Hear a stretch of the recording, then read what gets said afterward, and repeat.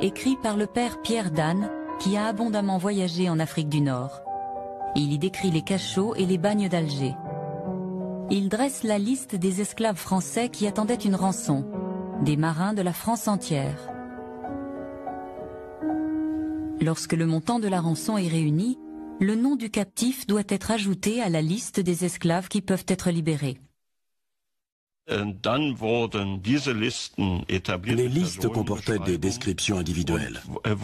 Elles étaient vérifiées à Alger. Dans toute l'Europe, on trouve dans les archives des registres et des lettres qui décrivent les tâches dévolues aux esclaves.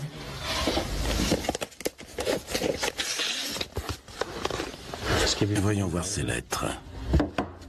En voici une. Parmi les archives, Éric Goebel a découvert un document exceptionnel par sa rareté. Cette lettre a été écrite à Alger le 10 janvier 1710. Elle est en danois. L'écriture n'est pas très belle, mais ce qu'il faut voir, c'est ceci.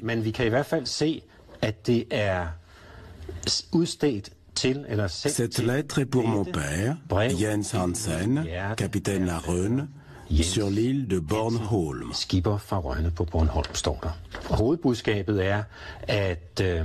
C'est un jeune homme qui a été fait prisonnier dans le détroit de Gibraltar. Il s'est retrouvé esclave à Alger et il est au plus mal.